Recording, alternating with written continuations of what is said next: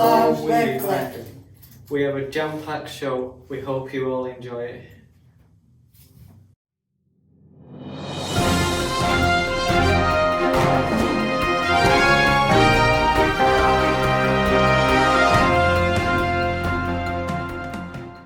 Welcome to SORM News this week with CB. This is going to be my last week for 2 weeks before going on holiday. I'm going on the 15th of March to New Orleans in America and New York, and for 2 weeks. I won't be back till the 28th of March.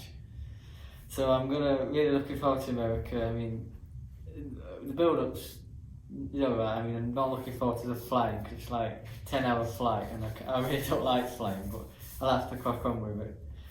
And our next point is there's going to be some live music around SORM next Friday, where plenty of up and coming and already established brands such as the White Line will be playing, like Ribbon will play. This is CB.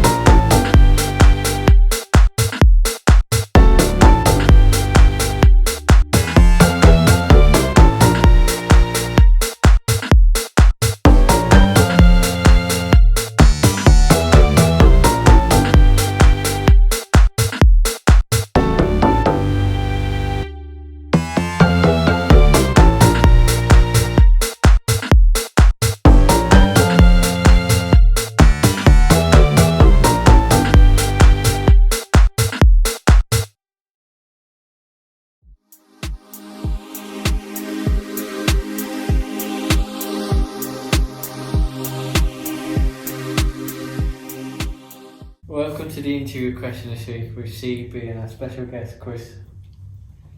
First question is, if you were in a video game, what would it be and why? I want to see Mario. I like to drive it. Yeah, the Mario game's really good for driving. I prefer the arcade version. Have you ever done the arcade version? Yeah. That's really good. And our second topic is what is your favourite food of all time? Burger. What sort of particular burger? Like cheese. Yeah. Like cheeseburger? Yeah. Yeah. And our third question is, what is your favourite colour? Pink. Yeah. Why do you like pink? I loved it. Yeah. Mine would have to be red because I really like anything that's red. And fourth question is, what do you get up to in your free time? Swimming, skating, and running. Yeah. Do you do a lot of swimming each night? Do you do it quite a few times each week? Sometimes. Yeah. Have you been swimming at all this week yet? Yeah. And fifth question is, what is your favourite TV show of all time? Dirty Balls, Harry, and Victoria's. Yeah. They're all on iCarly, aren't they? Yeah. Yeah. I've seen a bit of iCarly, I didn't really enjoy it, but you know, it's each people's opinions.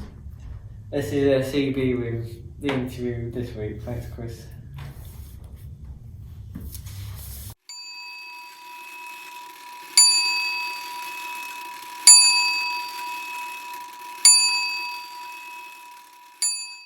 Welcome to Grind My Gears here with CB. Our first topic is that I was watching a movie this week, and the soundbar went off the telly, and it's done it a couple of times, and I thought, well, there's nothing coming on the sound, so I went back onto TV speakers, and and then turn the soundbar off, and it won't come back on, and it took for ages to get the sound back on the telly. But we managed to get it back on. It's a pain because it's done it a couple of times now. I think it's got its knickers in a twist. And our last point is the Xbox One. Why do we need to have so many updated games? You know, to update your games. You have to. You're always having to update your games. You're always having to wait to play a particular game that you want to play. There's always lots of games. There's always a particular game that you really want to play, but you just have to wait till it gets updated and then you can play. That really grinds the gears.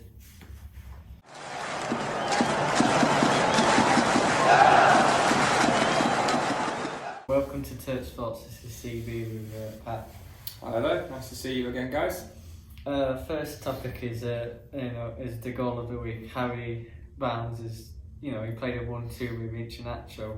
That beat Melody, cool as you like, through the legs of Luke Hayden to find the far corner. I watched the game and me too. It was alright. I thought Leicester didn't play well second half, but they beat the Leeds team that had more chances. And it's a bit like watching it, a bit like United a couple of weeks ago, had a lot of chances but couldn't ever look like scoring. Yeah, no, I completely agree with you. Really good goal. We can't deny that. It was a really well worked goal. But at the same time, I felt really sorry for Leeds. It was the first game under the new manager as well, wasn't it? I believe. Yeah. And they played really well. I feel like they really controlled the game. They had more chances. They just couldn't put the ball in the net, could they? Yeah. And which is obviously the whole point of football. So when you don't put the ball in the net, then that's what happens. You can suffer defeats like that. But can't take anything away from Harvey Barnes. I think Leicester didn't play very well, but I think Harvey Barnes played really well, and the goal was really good. So fully agree. I think that was goal of the week for me as well. Yeah. And best game gone by so far has to be. I mean, it isn't been many. I thought about there's all sorts of games, but I thought what's about Man United? Man City beating Man United. It was a very good game. I mean, the first half was like kind of end to end because City had a lot of the ball as per usual, but Man United looked a bit of a threat. But second half wasn't the best. I think we saw what City are all about in terms of actually how they played second half because United never laid a glove on them. Yeah, being a Manchester United fan, as you guys know, and as Colin knows, the first half, I've been worried about this game for a while, obviously, because Manchester City are a very good team. So it's hard to see your team beating them if you're not playing as well as a Man City or a Liverpool at the minute. I feel like we made a really good account of ourselves for the first 25 to 30 minutes. Yes, we did concede a couple of goals, but we also scored a goal, and we could have scored more in that amount of time. It was just a bit of pinball second goal, wasn't it?